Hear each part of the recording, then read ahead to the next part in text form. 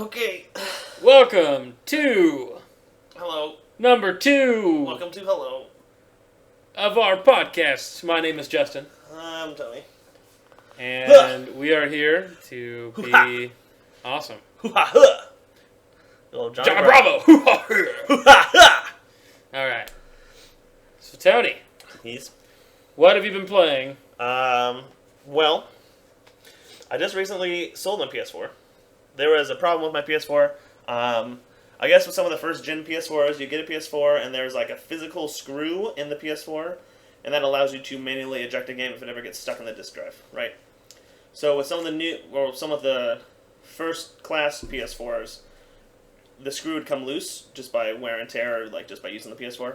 So every once in a while, it'll kick out a disc, whether you're in the middle of playing that disc, whether the PS4 is off, whether it's 3 o'clock in the morning, whatever. The PS4 will turn on, kick out the disc, and then it'll keep beeping like you're ejecting the disc because the screw is out of place. Mm-hmm. There are a couple fixes you could have to it. So like, one of the easiest fixes would be to power down the PS4 all the way, unplug the cord, wait 30 seconds, plug back in, and power it back on in like safety mode or whatever. That fixed it for the first year. I had it for 2 years. This happened about a year and 2 months after I got it. And then I kept it for the next year. So I had it for 2 years total, but it had this problem for about a year, half of its lifetime. Now, how often are we talking about? Well, when I first started happening, it happened once, and then didn't happen again for like 3 months. And then it got more and more frequent the later I had it. So not until recently it was annoying. And it just got to the point where I'm just like, I'm tired of using this, so I just kept my PS4 unplugged and I want to use it. Which is really unfortunate because I love the PS4. But this PS4 burned me real bad. There's some other solutions that I didn't quite do. There's one where you can actually like open up the HDD cover and screw the screw back in. But I didn't have a screwdriver that was thin enough and long enough to do that. And then there's another one where I had to like reinitialize the whole software, which would have been easy, but I didn't find out about that till the day before I sold it. So, tell me the results of this selling of this PS4. Did you awesome. come out on top? I did. So I had this PS4 for about 2 years, and it was broken, obviously. It's still playable. Like, you can download games and play it just fine. It's just the disk drive, sometimes it gets wonky. But it's fixable. I just didn't want to fix it. Wonky. You heard it here. It's wonky. Go ahead. So, I was playing... Well, I used to work with this guy, and I sold him the PS4. He's normally an Xbox guy. He's really into Call of Duty. And Call of Duty, like competitive Call of Duty, has always been on Xbox. But this next one, Black Ops 3, is coming out on PS4. And Call of Duty and PS4 now have an agreement instead of Xbox and PS4. So all the pros are going to PS4. And all the competitive COD scene is going to PS4. So I sold him the PS4 because he really likes competitive Call of Duty. He bought the PS4, he bought Advanced Warfare and a headset that I didn't use because it was too small for me for like $275, which is a good deal for him. I didn't lie to him or anything. He knew there was a problem with it. He either thought that he could fix it or he's going to sell it again. I don't know. It's up to him. But he wanted it. We agreed. He bought it. I got cash. Then I went out the next day and I went to Target. And I had a gift card. Great choice. I had a gift card and like a discount. So I went to Target, got a PS4, and it was a bundle. It was a Batman Arkham Knight bundle. Ooh. And with that bundle from Target, you get Batman Arkham Knight, obviously, you get Assassin's Creed Unity, and you get Destiny. Nice. All for $400, which I bought my first PS4 for $400. So I'm getting this new one with 3 extra games for $400. Not a bad deal in general, but by the time I had used all my discounts and everything, it was at $275. So I sold it to him for $275, and then I got a brand new PS4 for $275. So I'm even right now. And I got 3 games with it. That's awesome. But I already had Destiny, so I didn't need another second copy of Destiny. And I'm already tired of Destiny anyway because it's Destiny. And it doesn't have that much content. Because it's Destiny. Because of my destiny with Destiny. I'm tired. It's written in the stars. No, it's okay. But, okay. yeah, so I had this unopened copy of Destiny. I'm like, I don't want this. So I went back to Target the other day. Now, this Destiny came with the PS4, right? It came like bundled together. Right. And while I was going to the cash register, the guy that got it out of the glass case, I asked him, "Hey, I don't really want Destiny. Like, can I get a different game with it or whatever?" He's like, "Oh no, like, you have to get this, but whatever you do with it outside of our store, like, we can't control what you do." I'm like, first of all, don't talk to me like an idiot. I know that I can buy and sell games. Right. Second of all, okay. So we did that. I went back the next day. sold back Destiny to them. And how much did you get? Like, I walked up to the customer service desk. I said, "Hey, I got this game for my wedding." Lies. Which isn't a lie, because I got the PS4 because of my wedding. But you didn't get it for your wedding. No, but I said I got this because of my wedding. I already have this copy. I don't have a receipt. Can I return it? Can I exchange it? What can I do here? Yeah. And then she was like, "Oh, let me see your ID real quick, like my driver's license." Yeah. And I'm like, "Well, this is weird, but okay, here we go." And then she scanned it. I guess later I found out they just have to have like a record of who brought it in. Gotcha. Makes sense. So she did that, and then she gave me $22 for it. Nice. So it was awesome. So I already had the game. So essentially, I made $22 off of the PS4. That's awesome. So like I sold it to him for $275. I bought a brand new one with 3 games for $275. Man. And then got a $22 essentially gift card that I'm going to use to buy Fallout 4 from Target. That's an amazing deal. So you made out like a bandit. I swashbuckled them. You did. Target. A little bit of yarging. Yarg. Yeah, ho ho. So that's pretty good. No, that's fine. So you got a new PS4. I did. And it's exciting. Have No you disc problems with it. I had a little trust good. issues, you know. The old one burnt me a little bit. We had our faults. We had a Fallout. Was it your first Fallout? With or PS4. your fourth? No. Yeah, Fallout 3. I've never had a problem with any PlayStation system. My PS2 broke, but that's after I had it for like 10 years. And it only kind of broke, and then I tried to fix it, and I broke it more, so that's my fault. This PS4 broke by itself. Yeah, I have a pretty good track record with Sony products. So, I'm real happy. I'm going to go home and play it. I'm playing, because I got it for free, I'm playing Arkham Knight right now. Tell me about that game. Fun. I almost didn't buy the Arkham Knight bundle, because I didn't really want to play any more Batman games. I played the Rocksteady Batman games, so I played Arkham Asylum and I played Arkham City, and I have both those games. I didn't play Arkham Origins, which is the third one, and now Arkham Knight is the fourth one, I believe. So I skipped one, but I think Arkham Origins is not only an origin story, but it's a prequel to the first two. So I'm kind of still in chronological order here. So talk to me about your expectations going into the game. What were you thinking it was going to be when you first looked at the game? I didn't expect a lot. I'm like, Batman is cool and all. Like, Batman's not my favorite superhero at all. It's Spider-Man, obviously, because it's Spider-Man. Batman's mediocre. He's probably my favorite DC superhero, but Marvel is like 10 out of 10, and DC is like a 6 out of 10. So if you had to compare a 10 out of 10 and a 6 out of 10, and use food to describe how much you like Marvel and DC, what food would Marvel be, and what food would DC be? This is the question. Marvel, like I said, it's good. So I worked at Subway for 4 years. Okay. In high school. You sandwich artist. That's right. I'm a sandwich connoisseur and artist. I can attest that he makes good sandwiches. So, you know what I'm talking about. So I make a good sandwich, and I know what I like on my sandwich. Every time I go to Subway, not every single time am I 100% pleased, but I go in and I expect what I'm getting, and I know what I'm going to get, and I know it's going to be good. That's Marvel. You know what you're getting. You know it's going to be good. It's reliable. You know exactly what you want. DC is more like, recently, almost going to like McDonald's. Okay. Because like every once in a while you have a big craving for McDonald's, and then you eat it, and sometimes it's really good. Specifically like the Christopher Nolan Batman trilogy. You're like, oh, this is awesome. Yeah. And then afterwards, you're just kind of like, man, I don't feel good at all. I know, right? Like, you gotta go. Like, this sucks. I don't feel good anymore. Like, what happened? That's kind of what DC is. Okay. So Subway to McDonald's. That's only because I worked at Subway for so long. Anyway, so my expectations were kind of low for this Batman game. I figured it would be very linear, predictable. So far in my experience, it's not very predictable. Things keep happening. I know a little bit about Batman, based on like other podcasts and other things I listen to. So some things I'm like, oh, I know this person because of this, and I know this person because of this. But I don't. Things that are happening in the game are surprising to me. I've only played a couple of hours so far. I'm less than 10% into the game. It says there's always a counter. It always says how much percentage. Your progression. Yeah.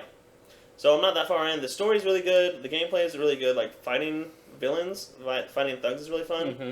You do have the Batmobile in this game. Ooh. Which... What does it look like? Is it awesome? It's black. Do you feel powerful when you drive through the streets? It's like the most agile tank you've ever seen. Oh, it's a tank. So, yeah, it's more of a tank. It has a big old, like, 50 cal machine gun on it. Okay. Which you can... There's other tanks in Arkham City. Or in Gotham City. And these tanks are all unmanned. So, like, you can blow them up willy-nilly. Yeah. And Batman's like, oh, I'm not killing anybody. Which is stupid on the villain standpoint, because if you know Batman's not going to kill anybody, put somebody in that tank and he's not going to kill it. Yeah, right. But they're all unmanned, so you can blow these up all willy-nilly, and then so you have a cannon on top of your Batmobile. You also have a machine gun that's like a 50 cal.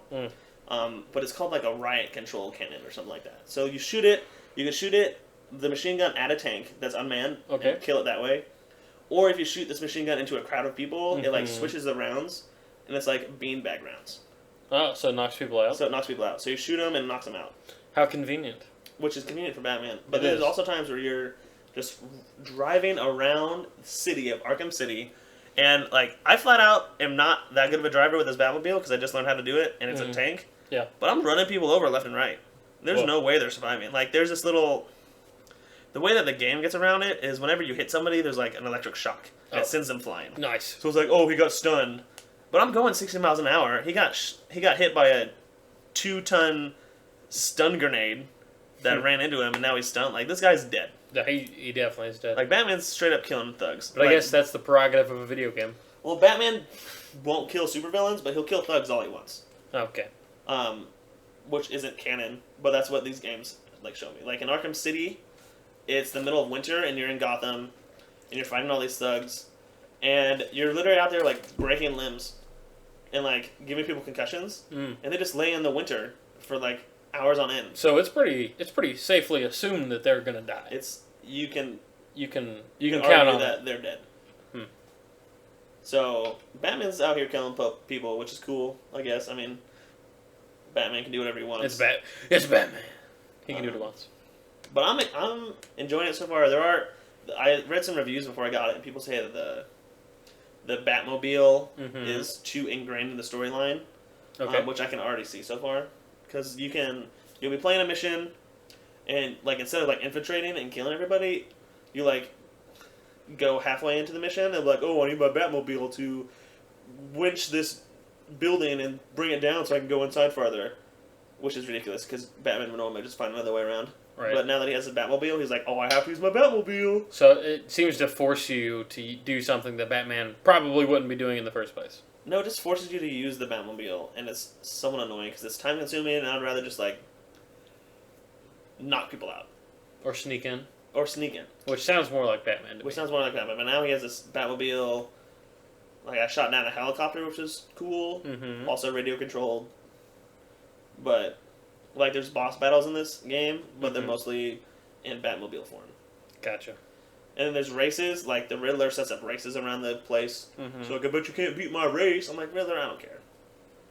Edward Nygma, which is my favorite name for a supervillain or superhero. Enigma? Edward Nygma. Edward Nygma. That's the Riddler's name. Enigma. Enigma. Ah. Very nice. He's my favorite. Also, Riddler's my favorite Batman supervillain. I will say, I think in the DC universe, Batman definitely has the best villains. Yeah. That's how I feel. I mean, I don't know, like, Superman has some cool ones. Like what? Like Luthor. What's so cool about him? He is a mastermind, super genius with lots of loaded money. He's basically Batman, but evil. Is he really a mastermind, or does he just have a lot of money and he's like technical genius? No, he's pretty. From what I understand, he's a genius. Like, does he set up traps for things, or like, does he plan things like this is gonna happen, then this is gonna happen, then this is gonna happen, like a chess player, or does he just shovel money into like a suit? I would say he's more of a chess player. I have Superman Red Son, which is the only. Anything about that. It's a DC comic book or graphic novel. It is basically a version of, it's like a parallel universe for Superman. I'm not really into Superman comics. This was given to me as a gift. I don't blame you. Superman's my least favorite. Yeah, so I usually stick to Star Wars and Iron Man. Superman's my liver and onions. Yeah, liver and onions. So In that, though, it portrays Luthor as very calculating and kind of manipulative, and I think there's even a scene where he's playing chess. So, and like that's supposed to show literally a chess player. He literally is a very smart dude. He also has lots of money. They show things like that in movies all the time, like, oh, this guy's a villain and he knows what he's doing because he's playing chess. Right. Listen, I can play chess all I want, and I don't know anything. Well, are you good at chess? No, probably not. I feel like if you're good at chess, then you have the potential of being a super villain mastermind. Listen, in the Twilight movies, they play chess. So I'm just comparing right now Lex Luthor to like Edward Cullen. Alright, well that doesn't count because anything that's Twilight just has no bearing on any conversation. Okay. Because I'm just pretending like it didn't exist. Twilight. What are you talking about? Twilight? What's that? That's like nighttime, right? When the sun is waning at the end of the day. That's what Twilight is. Good one. Yeah, so Arkham Knight, I'm pleased with it. We talked about this earlier today, but we can talk about it again. Mm-hmm. I have an itch to play a certain game, but I don't know what game that is that I want to play. Yeah. And right now, I'm having fun playing Arkham Knight, but it's not scratching that itch. Like, I really want to play a certain type of game. I don't know quite what it is, but I have a desire to play video games, and Arkham Knight doesn't fulfill that desire. Not because Arkham Knight's not a good game. I think it's actually probably one of the top 3 of the 3 Batman games I've played. Okay. But so it could be the 3rd out of the 3? Yes. So basically what you said is that it's a game that you play that's Batman. That's right. Alright. But it's not filling that itch. I think I want to play a shooter, a first-person shooter. Probably like, I don't know, Destiny or something? Not quite. Okay, just checking. You're going to get your beta fix on Black Ops 3. I'm going to, and it's going to be wonderful. Hopefully. We'll see how that goes. Yes. Cool. So I've been playing Batman, and I think that's really it. I kind of stopped playing Fallout for this last week. Like I said, I got to the point where I have to walk really far to get into New Vegas. Yeah. I'm just not feeling it, so I haven't picked that up yet. I don't blame you. You played more of The Witcher. I did. I think I put, I guess it'd be about 6 hours, maybe 7, into The Witcher this week. We started school this week, so I didn't have a lot of free time on my hands, but I was able to sneak in 7 hours, which is still pretty good, I'd say. Is it living up, like you had opinions about it when you first started playing, are these opinions still correct, or do you think the game has changed from your initial thought? Well, I definitely feel like I've experienced more. When I talked to you before, I said the map was kind of small. Well, I was wrong. That's only like one section of the entire world. And so you can go into lots of different areas, which are then, it's like, you get a large like province or region, and then you have open world within that province. If that makes sense. Okay, so like in the Bloodborne, it would load the whole level. It'd take like 15 minutes to load. Is that kind of like The Witcher? Chewbacca agrees, except for it's not how it is. The way you travel between provinces is through the menu. So it's not like one giant world that you continuously move around in. Okay. At least from what I've experienced so far. I could be wrong. I haven't tried to walk from one province to the other. Everything I've done has always been through menus. Oh. Fast travel menus? Yeah, because you can fast travel in the game. There are signposts on the roads and in towns and villages where you can fast travel to and from. So the map is much bigger than what I originally thought, and I would say that if you were to combine all the provinces, the map would be bigger than Skyrim. Skyrim's quite large. Yeah. Yes. I'm pretty sure just the first area I was in, and then the one I'm in now, put together is about the size of Skyrim. That's a lot. It is huge. Is there a lot of stuff to do? Skyrim, I always found there are things to do.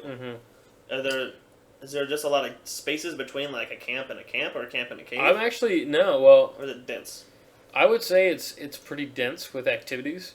There apparently are events happening all the time on the map that you can run into, and I think I read somewhere that if you don't do something or you intervene, it'll change the whole like area. Oh. So there's some places where, for instance, you can ride by and there's like a shrine or something, and if you stop and kill the monsters or whatever it is that's possessing that area, then it then becomes an actual shrine that people will visit, and so the next time you run through, it'll be different. I haven't tried this yet because I'm still not super far into the game, but sometimes I will run into a village and there'll be bandits attacking, and I think that if I stop the bandits, it makes a difference. But I don't know what that difference is because I was just doing the main storyline mostly this week. But have you not stopped bandits versus stopping bandits? I've not stopped bandits. See, I think it'd be really cool if there was a town and then bandits ransacked it and the town was just like burned to the ground. Yeah. So like any side quest or whatever you could have done is gone. So there are consequences. That's what I really like. Most RPGs you can't kill, or these main characters can't be killed. I talked about this last time. But main storyline characters can't be killed, which even side quest characters can't be killed, which makes me frustrated because I would like to have the opportunity to like slay some people if I could. I got you. And then have their storylines not be part of it. Well, overall, Witcher, I'm still enjoying for sure. I feel that leveling up is kind of slow at this point, and I stopped doing the main storylines just so I could do side quests to level up. But even that, it's just taking a while, and I keep running into things that I can't kill yet because I'm not strong enough. The question marks. Well, yes. Double hooks, essentially, as some people call them. Yes, essentially that. I mean, I can do damage to them, and I have been able to kill. I'm level 4, and I've killed level 7s and 8s before, but there are just some areas where, like, I was just riding around on the road, and I ran into a Nilfgaardian, which is the... A Milfgaardian? Nilf. No, Is Nilf. That not like a Milf. father? A Ned? What? Go ahead. Okay. Go on. I'm so confused. A deserter, yeah, and he was like level 20, and I was like, I'm not even gonna try this, so I just kept riding my horse. But so far it's good. I like the story now that I'm starting to get into it and understand it. So overall, I'm excited to keep playing it. I found that I can't do other things while I play it. With a lot of games, I'll have Netflix on in the background or surfing Reddit or be on Facebook or something, and I just can't do it. I get too enthralled in the main storyline. With The Witcher. With The Witcher, I can't. However, with the other game I've been playing this week, I can, which is Hearthstone. What? I have been playing Hearthstone just basically all day Saturday. I played Hearthstone, won some card packs. I just told read you some about information. a thing in Hearthstone. Oh yeah? Do you remember what it was? What you told me about a Hearthstone? Tavern Brawl. Yeah, Tavern Brawl. That? Yeah. Yeah, I just learned today, Tony told me today, that apparently if you win Tavern Brawl, you get a freaking card pack. Just one card pack per week. I had no idea. You have to win once, and you get a card pack. I had no idea. So I have been just saving up gold this whole time, just playing ranked, and I could have just done Tavern Brawl and gotten 5 new cards, and it could have been a super rare. Could have been like a legendary. Could have been legendary. Every card pack I've gotten out of Tavern Brawl has been awful. Really? But I don't know if it's legitimately like random card packs, or if it's because it's so easy to get, they make them worse. Like a worse roll. You get a worse roll when you do it. But every card pack you get is like a rare or higher, I think. So yeah, you get at least one rare. You can get some dust, and then you can create things. Yeah. I disenchanted a whole bunch of cards and created a Dr. Boom, because I don't have one. Yeah. Question, Okay. do you... Me? Yes, personally. Do you disenchant cards if you only have like 2 of them? Like, will you disenchant cards you don't use? Or do you try and keep 2 of everything? Do you only do extras? I generally don't disenchant anything if I have only 2 of them, but because I wanted to make a Dr. Boom, which is 1,600 That's a lot. gold or whatever, Yeah. I disenchanted a whole bunch of crap that I don't use. And there was a time when I first started that I really don't like mage decks, and I don't like warrior decks. So I disenchanted all the cards I had for them. Now I kind of regret it, because the mage decks aren't so bad. I still don't like warrior. But Yeah. I lost a lot of cards. I feel really bad doing that. Disenchanting cards for an entire class. I thought about it, just like sacrificing one class. What class would it be? Do you know? What's your least favorite Hearthstone class? Hunter? It would probably be... No, not Hunter. Rogue? No. It'd probably be Warrior or Druid. Oh, I love Druid. Or Shaman. Oh, I Shaman. never use Shaman. Shaman's hard. It has I do use Druid sometimes because they can kind of like mana ramp from magic. Yeah. They'll get lots of energy fast. You can get the big guys out earlier. That's fun. Yeah. Ramp Druid is what they're called. Yeah. So, I don't know. I'm enjoying Hearthstone. I kind of got it in my head early in the morning. I was like, Hearthstone? I could be good at Hearthstone. Then I looked at all the tournament information. I was like, man, I gotta play a bunch over the next couple months so I can get so good I can go to the tournaments. Now, is that going to happen?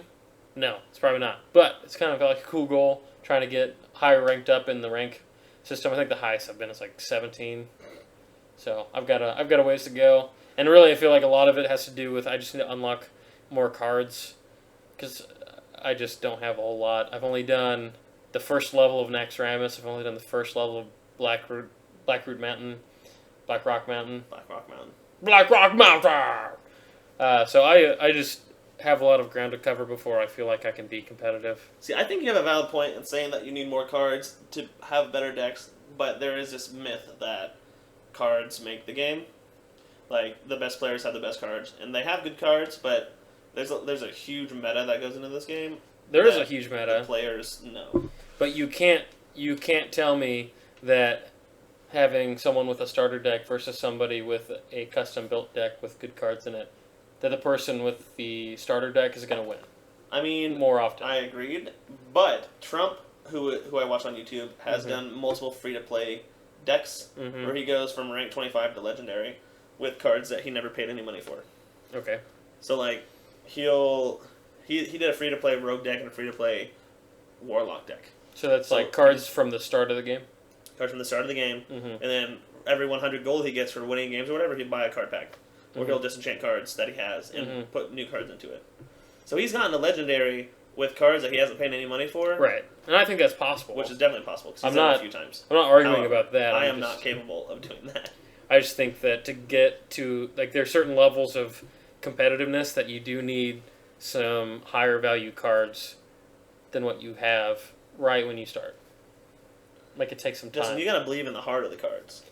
Dude, this not what's written on them. Don't bring up Yu-Gi-Oh! You gotta believe in the heart. Oh my gosh. You gotta have faith. I'm so disappointed in you. What? Yu-Gi-Oh! It's pretty good. No. There's nothing good about Yu-Gi-Oh! Except for the Bridge series. Bridge series? That's funny. Everything else? I don't know. I just never got into Yu-Gi-Oh! I felt like... Did your parents think it was devil cards or something? No, that was Pokemon. Same thing. But I respect Pokemon. Almost the same thing. I felt... I don't know. I was in Yu-Gi-Oh! For like a year. I had like hit a deck for my parents and played at my friend's house. Funny. But there are some good Yu-Gi-Oh! Like Game Boy Advance games. Really? But other than that, it wasn't very good. Dark Magician. Blue Eyes White Dragon. Blue Eyes White Dragon. Trap cards. You sprung my trap card. Wow. Something like that.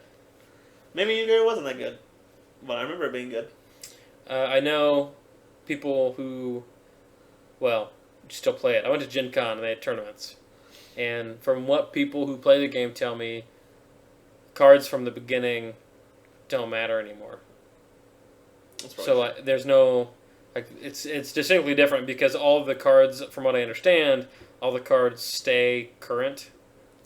And so you can play any card. You can play any card that's ever been out, but what happens is they just constantly come out with better and better cards. So the old cards don't matter anymore. Unlike Magic, where there's like seasons. There are sets, right? You get like 2 sets a year. You get like the core set for 2015, then you get some randomly named one, and then only the last 2 years sets are fair to play in official tournaments unless it says otherwise, like Legends, right? Unless it says otherwise. So I kind of like that system, but at the same time, it forces you to stay current. Magic system? The Magic system, because that way the game is hopefully staying fresh, and there are some new like mechanics. I know they added poison tokers to Magic. To Magic, yeah. I started playing Magic right after they added the poison tokens. Yeah, it was Infect, I think is what they called it. It was my freshman year of college. I was there for that, and I spent a whole bunch of money on it and never played it again. Yeah, I in that box over there sitting in the corner that I have not that one, the one at the end of my bed, has all my Magic cards. that I've never sold. Even though I keep telling myself I will. I won't.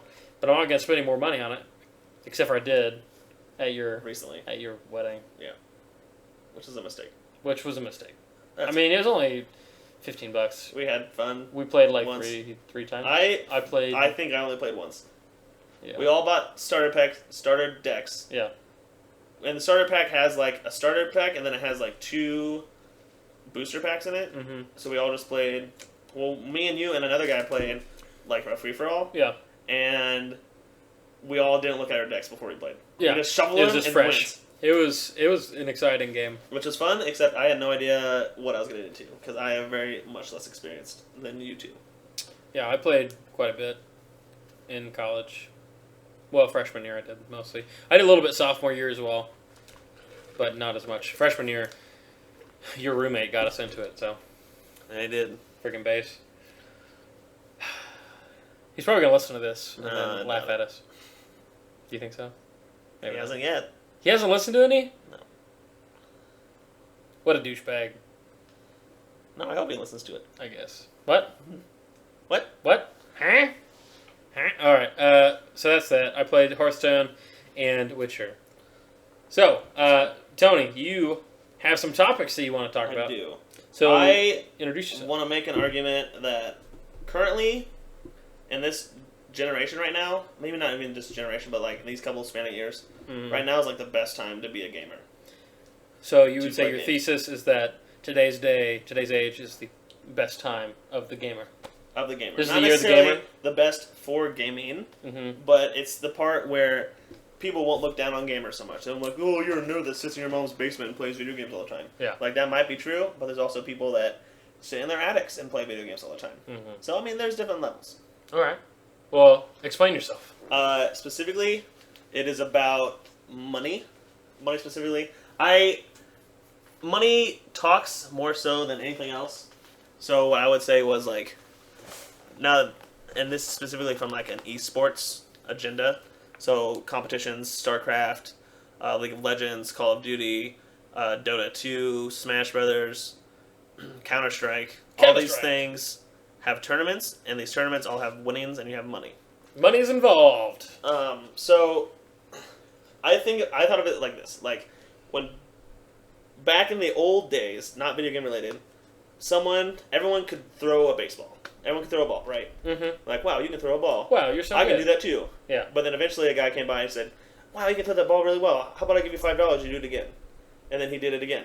And again and again and again. Eventually, now in this age, we have baseball players that make millions of dollars because they can throw a ball really fast because someone's willing to pay them to do that because they're the best of the best. Mm-hmm. And that's how baseball started, in my mind. Okay. And video games is not getting to that point. But very recently, a couple weeks ago, there was a Dota 2 tournament, the International, which is the highest purse for a video game tournament ever. How much was it? So the purse is essentially all the winnings combined. Okay. So like the winning team didn't get this much, but this is the amount of money that was handed out to the top teams. Okay, so we're talking like $10,000? No. We're talking like more than that? More than $10,000. Am I getting warmer or hotter by saying 100,000? You're getting warmer. By a lot warmer, or do I still got a ways to go? You got a ways to go. $1 million. No. It was the total purse for this Dota 2 tournament, the International, was $18.3 million. So that's a pretty big chunk of change. The winning team, which is 5 players, the winning team got to split $6.6 million. Wow. So everyone got over $1 million just for playing. So some of that obviously goes to like team coaches and goes to sponsors and stuff like that. Right. Because most of these teams that are playing for $18 million are sponsored by things. Yeah. By gaming stuff. EG, Evil Geniuses, won this tournament. They are in a couple of competitive games. Mm-hmm. One of my favorite smashers, PPMD, is sponsored by EG. He plays Falco and Marth in Melee. EG was in the Call of Duty scene. I think EG might be in the Counter-Strike scene, but I don't pay attention to Counter-Strike. Gotcha. But this tournament was literally so big that there was a segment featured on ESPN2. Wow. So like that's saying something. In the middle of the day, ESPN2, they interviewed someone from the tournament to explain what was happening, explain why $18.3 million is so big and why this tournament's so big. Like, They literally sold out stadiums. This is a 6-day tournament, and there's a stadium in Seattle that held like 15,000 people, sold out every single day. Not to mention the hundreds of thousands of people that are watching on Twitch every day. Right. Like, Twitch is being such a big, like, whoever invented Twitch or bought it from Justin TV or whatever is just rich now. Like, this thing's happening all the time. If you go on Twitch right now, the top 3 games, you could probably be League of Legends, Dota 2, and Hearthstone is usually up there, yeah. And each one of them has like 25,000 viewers at a time, if not more. What a great resource for the community of gamers too. Twitch. Yeah, Twitch is just. I love Twitch. I love the idea of Twitch. I like that you can follow people, so it tells you when they're online, or you can subscribe to them. Right. So like you subscribe for like $5, and I think you get like text alerts. It's like, oh, this person's on. I'm gonna go watch them. Yeah. Sometimes you get unique access. Yeah. I like emotes. Right. You get emotes, and then sometimes they'll do subscriber only broadcasts and chats and things, and then you have access to other resources as well. And it's fun because with Twitch, you can literally chat with the person you're watching. Like, you type into the chat, and they can read it, and they can respond to it, or they can choose not to respond to it. But I can't do that if I'm watching football. Like, if I'm watching Andrew Luck throw a touchdown, I'm like, Andrew, you just did a great job. Yeah, you can't see that I said that. Exactly. I mean, you might be able to sit in the stands and yell it, but again, he probably can't hear you. He would hear. He would single me out if I was in the stands. Say, Tony, I know you. He does know Andrew Luck, I got your back, dude. That's pretty sick. But anyway, so this Dota 2 tournament, $18 million, in comparison to other sports, right? Wimbledon, tennis. Okay. The purse for that is $10.3 million. Okay, so what you're saying... Literally $8 million more was in Dota. Is in video games and in Wimbledon. So video games are have more money thrown around than a Wimbledon tournament for tennis. One tournament. So this is one tournament for Dota. Yeah. Was 18.3. Wimbledon was tournament. 10.3. Yeah. Wow. The Masters golf is $10 million. And then Kentucky Derby is $2 million. Wow. So people win the Kentucky Derby and they're set for life. Exactly. People win Dota 2 and they're set for life. They are. So like, that's amazing. Serious. Like, you hear 18.3 and you're like, well, that's a lot of money, but I don't know really what that means. When you compare it to literal other sports, like Wimbledon, the Masters, and Kentucky Derby, it's almost more than all of them combined. That's nuts. Which is insane. I think that really does go to your point where the money talks. Right. Right? If there's that much money in it, then you know it's going to be attracting attention. And so I think that does make you think it's going to be...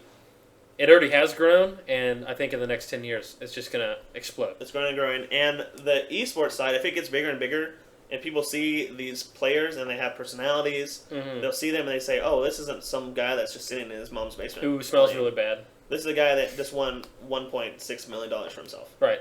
And he's driving a Ferrari. Right. Like, just playing video games. He's walking down the red carpet. Right. He's doing whatever he wants. And my favorite thing about this international tournament was it was crowdfunded for the most part. Wow. That doesn't happen in sports. It doesn't happen in sports. So the sponsors of the Dota 2, they put in like $1 or $2 million to start off the pot. And then in the game you can buy things. You can buy like almost like buying jerseys like you would in sports. Yeah. So like I bought this character thing for my character and it has my team's name on it, blah blah blah. All that money goes into the purse. So not only are you getting a customized avatar, you're donating. You're donating to the cause. Oh, sweet. So now there's 18.3 million. Like 16 million of that is just people playing the game. So you have an actual like stock in this game. Yeah. So like this is so cool. I committed to this. I helped this grow. I think that would add. I mean, that probably speaks to the people who filled in the seats at the stadium itself, and then people watching on Twitch or wherever else it's being streamed. That's awesome. So that's one of my favorite parts. I looked at the top 10 overall prize pools in esports ever over the last 5 years. Okay. And Dota 2, which is a relatively recent game, it came out in 2013, so it's 2 years old. Maybe just Dota in general, not Dota 2. Has 6 of the top 10 highest purse for games. Okay. Does that make sense? Yeah. So like of the top 10, 6 of them belong to Dota alone. So others include Smite, which was in 2015, League of Legends, and then just Smite and League of Legends. So there's Dota, Smite, and League of Legends, all in 2014. The lowest prize pool of the top 10 is 1.6 million. Mm. So there's 9 above 1.6 million that people are winning money for. Yeah, that's crazy. And then a game that I personally like is Call of Duty. And the next 4 spots, so top slot 11 through 14 is all Call of Duty. Okay. So like Call of Duty Black Ops, Call of Duty Ghosts, Call of Duty Advanced Warfare. Yeah, I kind of would. Thinking about it, I would expect Call of Duty to be higher up on that list. I'm a little bit surprised that they're under 10. I guess I don't know. I guess when it comes to console gaming, the most popular game I can think of is Call of Duty. Right. Like every kid I know, every adult I know who's ever played a video game has heard of Call of Duty, and that's probably the one they've played. Now I've always known that there's been a following of StarCraft and other strategy games, but not until recently did I realize how big League of Legends was and Dota. Like that's a more recent thing that I've become aware of as we've gone through this. So I would expect Call of Duty to be higher, but I guess it makes sense. I don't know, PC gamers. It seems there has to be more console gamers than there are PC gamers, but PC gamers are more hardcore about it. They just have to be. It's the master race, right? That's what they say. There's like a pride about it. About being PC gamer. But I mean, obviously, like all the top 10 is all PC games. Yeah. I don't know, but then I also looked at top 5 games awarding prize money ever. Dota 2 is number 1, which just came out. Dota 2 came out in 2013. For 2 years, it's already topped the charts. Yeah. And it's given away $50 million in 2 years. That's nuts. I would take all that money, please. Thank you. Right, wouldn't you? I mean, I'm not going to argue. You can give me some. You can come over. Okay. To your giant... to my giant Dota gaming 2. Dota house. I don't know anything about... I don't know anything about Dota, League of Legends, StarCraft, Counter-Strike, I have anything. Dota 2, and I have League... No, I don't have League of Legends. I played it once. And Diablo. This is my story about League of Legends. Isn't League of Legends free to play? Yes, I downloaded it. I played around, and every single person on my team was so mean to me that I quit. I was like, this is not a good community. And I talked to one of my friends who's all about LoL, and he said, yeah, that's kind of how it is, because people are so serious about winning all the time that if you don't know what you're doing, you just get like cussed out. It's weird that I don't know if Dota 2 is free to play. I assume it is, but League of Legends is also free to play, and that's number 2 on the list. And since 2009, it's given away $22.4 million. And then the list goes on. Now, is that crowdfunded things too, or is that from the company that made League of Legends? I don't know as much about League of Legends. I assume it's crowdfunding. Okay. And then StarCraft is number 3 on the list. Counter-Strike is number 4, and then StarCraft Brood War. Brood War. That was the expansion to the first StarCraft game. That one was very competitive for a long time, especially in Korea. Well, it came out in 1998. Yes, I had it. It was fun, but I was never as good as any Korean because they were crazy about it, good. They're all about it. There are some honorable mentions. Number 10 on the list is Hearthstone, which came out in 2014, so it's been out a year. And already it's number 10 on the list. It's already given out $2.1 million. Call of Duty, which I like. There's been 3 games that have been on this list. Number 12 is Advanced Warfare. Number 14 is Ghosts, and number 16 is Black Ops 2.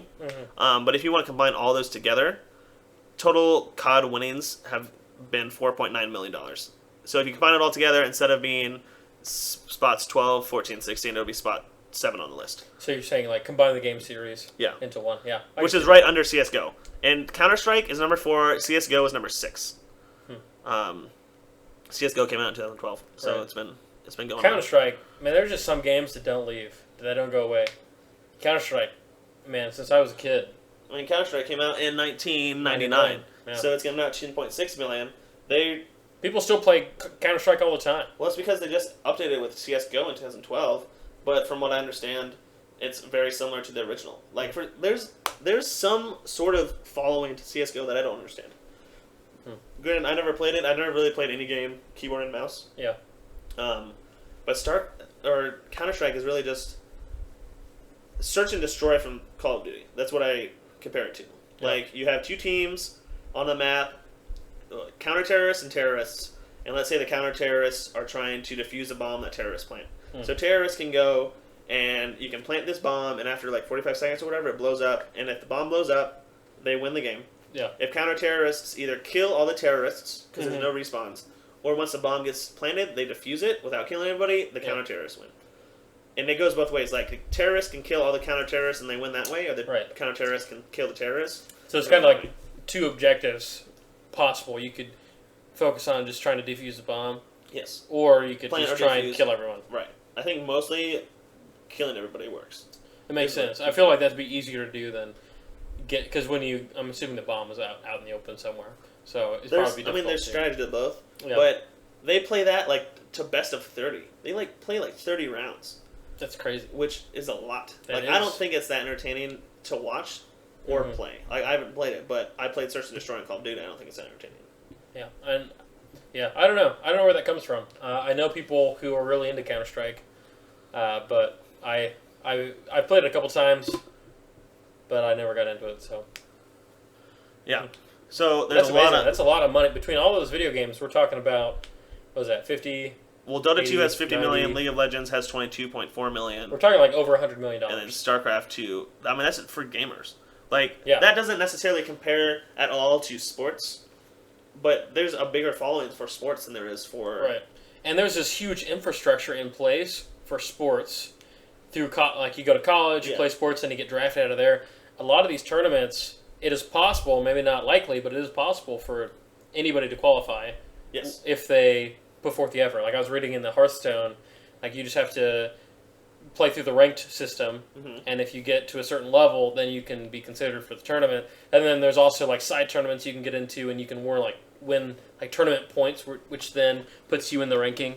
And so you have to get within a certain amount of like top 20 or something for you to go to like the national tournament. But that's open for anybody. Like anybody who achieves that level of play can do it.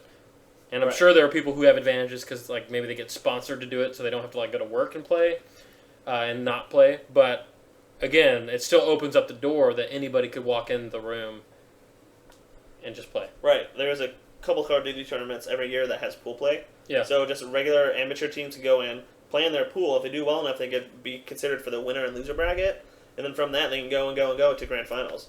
E6 Enigma 6 was a amateur crew, I believe, that made it to like top 3 at one of the international tournaments recently. See, that's awesome. Right. These are people that play. They play for more than hobby. Right. But they're playing seriously, and they're not sponsored really, and they just go and go and go. And you can't do that in like sports. Right. Like I could be really good at throwing a football, but I can't just like walk into a Colts game and be like, "Hey guys, I'm taking over." Right. Yeah. There's so many more hoops to jump through. Now, granted, I think this is my guess. Well, I don't even know if that'd be accurate. I was gonna say, I bet there are more people who play video games and take it like generally seriously than there are who play sports and take it pretty seriously. But I take that back because my school, there like every single kid plays sports. It seems like seriously and takes it fairly seriously. I think there's more people that play video games than play sports. Yeah, because I think a lot of people who play sports also play video games. It's not one or the other. But there's also a lot of people that play video games and don't play sports. That's true. But there's also a lot of people who play sports and play video games, but all their video games are just sports games. That's true. Do those really count? I don't count those. That's fake. I'm sure there's Madden tournaments. I'm sure there are. I don't care about Madden at all. The last Madden I played was 2005. Literally 10 years ago. Yeah. I'm the type of person that with the exception of my newest NBA game, I usually in the past when 2K15? when I would buy a sports game, I would buy like the one that was a couple years old just because the value just drops so quickly, the price does. So you can play like a 2-year-old game for like $8. Right, and it's like literally the same. And it's the same thing except for the rosters aren't up to date, and because I didn't follow sports, I didn't care. Now I'm starting to follow a couple sports, so I enjoy having an updated roster. But back in the day, I used to not care. I'd buy the $5, Madden 2002.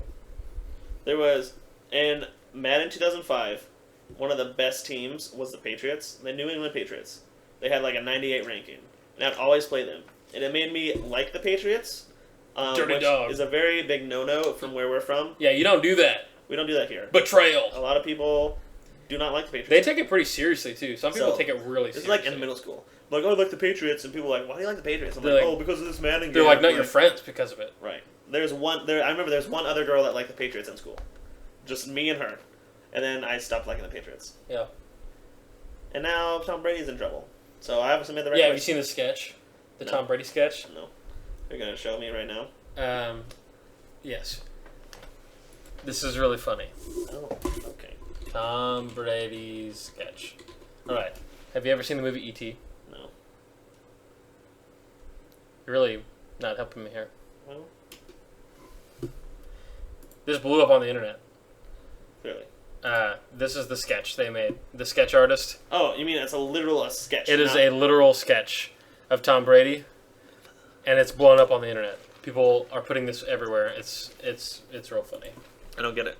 Uh, What's it supposed to look like? it's supposed to look like Tom Brady, but It doesn't. it doesn't at all. It looks like Quasimodo. And so people are copying his face onto all sorts of things and making it funny. Like, Long creation. yeah. So it's just one of those things that's popping up everywhere. But anyways, Well, we're on a tangent now. that's something. This happens. Yay, Patriots! Yeah. I mean, Boo, Patriots! Kill the Patriots! anyway, so back to one of my favorite games, Super Mhm. Smash Brothers, Dude, specifically Melee. Melee. No, we just got done playing Melee. We did, and I was embarrassed. Last week we talked about Melee, and you said something outrageous like 60% I would win and 40% you would win. Yeah, that was not the case. That was not the case. It was like We played I just won. now. I won twice, if we count the warm up round, If we count the warm up, and then he won at least 8 times. yeah. At least. So at the very best, it's 80-20%. Yeah, at the very best. I'll take that. Which is not the same ratio as it would be on Smash 4, which we Well, demonstrated We'll have to a do couple that weeks ago. next Okay, that's fine. because I don't have a lot of experience with Smash 4. That's true. And I don't either, but I have a little bit more than you, which helps. That's true. Evo 2015 just came out. Not just came out, but it was the biggest fighting game tournament ever, essentially. Big numbers of entrants. There's a lot Tell of me people about it. here. Tell me about So for Smash 4, which is the highest number. Oh no, it wasn't the highest. I'm sorry. Smash 4 was there. Melee was there. Street Fighter 4, and Marvel vs. Capcom 3. Okay. A whole bunch of other games, but these are just the top 4 games. Okay. Smash 4 had 1,900 people enter. Melee had almost 1,900 at 1,869. Okay. Street Fighter 4 had 2,200 people enter. And then Marvel vs. Capcom 3 had 816. That's pretty good. Those are the most popular games. Melee came out in 2001. And it's still drawing a crowd. Literally 14 years ago. And it still has About 2,000. about 2,000 people enter a single tournament. Granted, Evo is like the biggest tournament of the year. That's 2,000 people going to this one tournament. But it's still a 14-year-old game. Yeah. That's crazy. I mean, that's like on the same level with Counter-Strike. It's close. Well, I mean, I don't know about the money Counter-Strike- involved, but the fact that Counter-Strike's an old game, Melee's an old game, and they both still are considered good. They're both considered fun to play. They're still considered And they're still competitive. Even though technology has advanced so far, sometimes you can just make a gem. Sometimes gaming companies hit it. They do it right. They do it right, and it lasts. And I don't think it's natural for games to last that long. But when you get that gem, you got to hold on to it. That's right. Fighting games don't have as big of winnings as team-based games, and I honestly think it might just because it's one-on-one. Yeah. I think back in 2006, there was an MLG tournament for Smash that had a $1 million prize pool Wow. that PC Chris won. PC Chris. It was in Las Vegas. Yeah. He didn't win all $1 million. He won like 200,000. Probably. But that's still That's a lot. that's like For 10 playing- years of wages. for playing a video game. Right. And you get to spend the night or a couple nights in Las Vegas. That's Yeah. awesome. But I mean, these are just fighting games. Like I said, Melee is 14 years old. It's one of my favorite games, and it has 2,000 people going to a tournament. Melee and Smash 4 combined had 3,800 people. Yeah. In this one tournament. Yep. I can see it. That's just people playing. And Smash Melee has one of the best communities I've ever seen. Like you were just talking about League of Legends, how it has a toxic community. Yeah, that's Call how, of Duty has a that's how I toxic feel. community. That's how I feel as well. Melee, just because you play the game doesn't mean you'll be friends with everybody. Right. But because you play the game well, you'll be friends with everybody. Mm-hmm. And I feel like But I don't play the game well. But two other communities that I think are good communities, that at least from my experience with it, StarCraft 2, I feel, has a pretty good community. I know when I used to try and play competitive. I think I got up to the gold bracket a couple times. I think in two separate seasons I went up to gold doesn't mean league. anything to me. It's like bronze, silver, gold, platinum, Masters? diamond, master. So I was like right in the middle. Oh, okay. But still pretty difficult. I mean, it takes a little bit of practice to make it to there. I had a friend play for 2 years and he never got out of bronze. Jake Raisler. I probably shouldn't say his name. Oh no! I dropped the name! That's funny. I don't know if I can edit that out. Something that Hearthstone did recently is at the end of every month where it resets, it tells you what percentage of players you're in. Mm. So like if I got to rank, I think last month I got to rank 10 or 11. Yeah. And at the reset of the month it said, oh, you got up to rank 11, you were in the top 15% of players. Dude, that's awesome. I'm like, that's awesome, but that also means like I'm ahead of 85% of people, which is cool. But you still have like but 30,000 people to get through. Probably more. Yeah. Hearthstone's so popular for somehow. It's all these free to play games. I don't know what it is about the system, but they're all huge. I was on the plane to Montana, and this random business, like he was wearing a full suit, looked like a businessman. I looked over his shoulder, playing Hearthstone. What hero was he playing? I don't remember, but he was like probably in his late 30s, maybe early 40s, and he was playing Hearthstone. Yeah. I was like, what a great game! And when I walked by him when I was exiting, I was like, dude, nice Hearthstone. And he just like put a smile on his face, and I was like, boom, Hearthstone. Nice. So I think that's another community that I think I like. Hearthstone community. I like StarCraft community, and definitely Melee. Smash. Just Smash in general. Smash in general has a good community. That's really the only Nintendo game. Like Mario Kart isn't competitive at all. Not that I know of. I'm sure there's tournaments, it but is it's not. It is kind of competitive, but from what I know, it just seems like everybody hops everywhere. Apparently, the really good players can.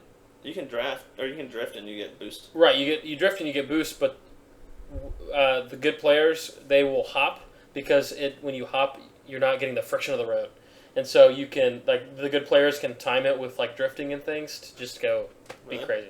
Yeah, my friend Rich told me about it, so well, he's pretty into Mario Kart. I'm not any good at it though, so. Oh, so there's this weird thing. I watch a lot of YouTube, and on YouTube I watch a lot of Smash videos. Mm-hmm.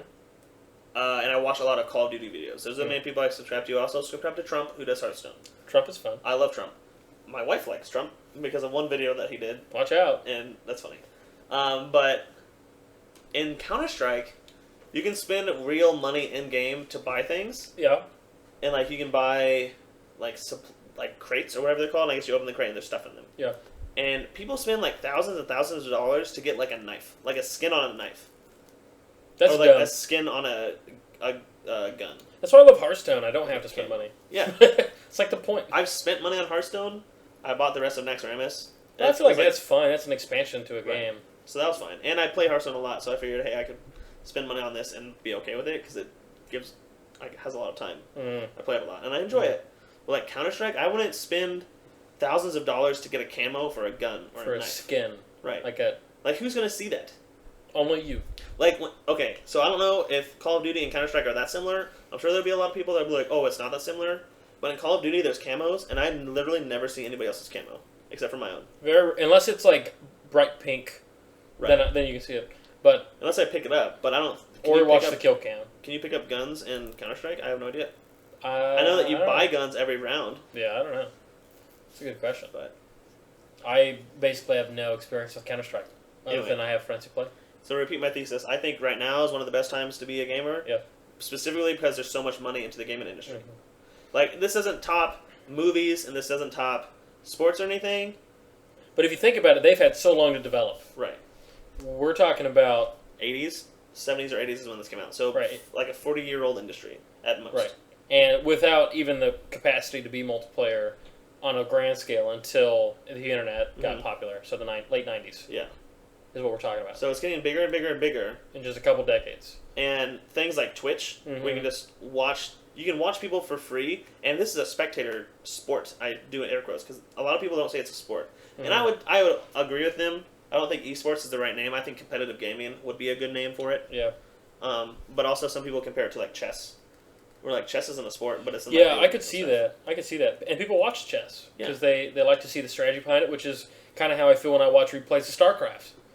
Because they know, it's kind of like chess where you know the different strategies that people use. Mm-hmm.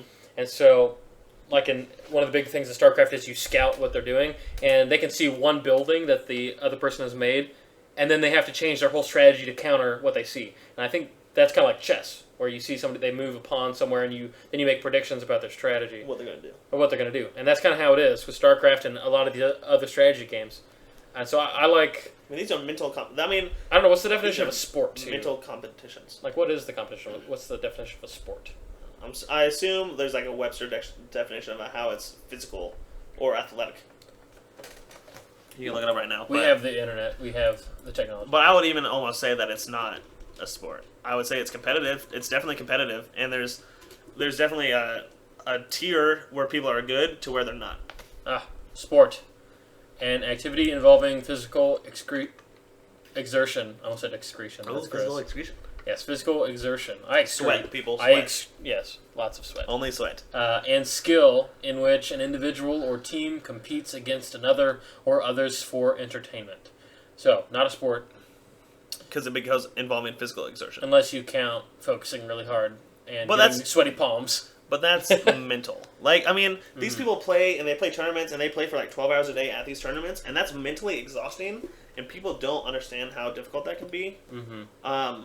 But I wouldn't say... I mean, you might be physically exhausted by the end of the day just because you focus so hard. Yeah. But it's not like getting hit by a 400-pound linebacker. Right. Definitely different. I feel like this discussion is similar to the discussion in high school of whether or not marching band is a sport or not. And I always said, no, it's not. I said it's a... You compete in marching band, but there's competition. More physical to marching band than there is video games. Right. But it's not a sport. I would say, I always called it a competing performance.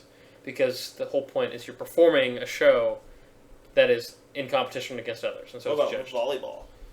Volleyball... is a sport, I would say. I would say it's a sport. But what defines that as a sport? That it's competition in a physical nature. Is marching band not physical then? It is. But it's not... Are you exerting physicalness? I suppose. Are you sweating?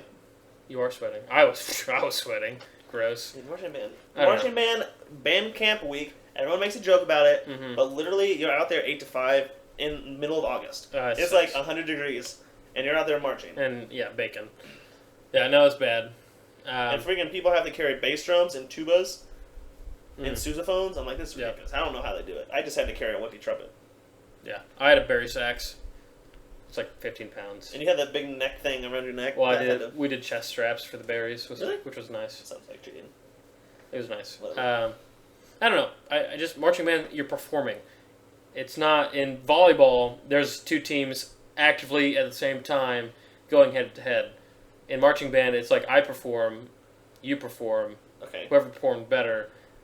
Volleyball, it's I'm trying to score against you right now. But you perform in gymnastics. Right. Which is definitely a sport. I don't know. I think that's a performing art. I think that's gymnastics? Different. Yeah. Is gymnastics a sport? Oh, yes. I don't know. Gymnasts are the most peak of physicality. Right, but that doesn't mean that it's a sport. Physicality doesn't mean a sport. Do you think powerlifting is a sport? Could be. I don't know. You don't think gymnastics is a sport? You think it's an art? I think it's a physical art? So what about martial arts? Is that a sport? Or is that just an art? That's... what do you mean? Like fighting? Yeah. Like taekwondo or karate or jiu-jitsu or... tournaments of fighting? Krav Maga. I would consider that... I don't know. I haven't thought about that. Now in a gray area. I know. I'm getting all confused. This isn't my area of expertise. Let's go back to talking about nerd stuff. Let's talk about Star Wars. No, I'm just kidding. That's a whole other day for that. Next time on this thing, we're thinking about talking about Star Wars. We don't have a name yet. We don't. Tony and Justin. No. We'll think of something. Not right now. Can I throw out ideas? Until I can think of something else to talk about. Skate or Die! Tony's shirt right now. I have a shirt that says Skate or Die. I've worn it for 2 years. Only today did I find out that it's an actual Nintendo video game. Because I went to a gas station and the guy was like, oh, I played that game. And because it was a gas station worker, I thought he was just loony. Yeah. And then I looked it up on my phone. I'm like, this guy actually knows what he's talking about. Yeah, he's I didn't. Sketchy looking dude. I mean, he was friendly enough. He knew. We should get him on the podcast. He knew about video games more than I did. He knew about old video games. Didn't he say he spent like $30, got 100 games? Yeah, like 164 games or something. I don't know if I believe that. I would believe it. You can get a whole bunch of stuff. Okay. I bought a first generation Charizard for $3 at a Trader Bucks or Trader Joe's. Really? And on Amazon they go for 60 or 70. Yeah. So you can Just get a lot of good stuff. All right. Well, I think this is it.